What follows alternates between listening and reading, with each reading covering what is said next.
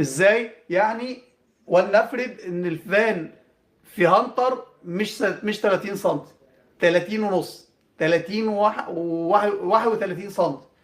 انا هنا بتكلم ارقام تقريبيه، ولكن انت كتصميم لما تيجي تشتغل على اللوحه عشان تصمم كويس في استشاري هيستلم منك، فانت تاخد الرقم من الكتالوج، تاخد الرقم من الكتالوج. فانا محتاج هنا 15 متر، فالمفروض ان انا هحط فان رشاش هنا. طبعا دي ثوابت. رشاش، رشاط فان. بعتذر على المقاطعه، جه اتصال، بتاسف جدا. تمام. الفان هنا، احنا الفان اللي هنستخدمه هنستخدم فان 17. طب لا، هنستخدم فان 15. طب نجيب من الاعلى.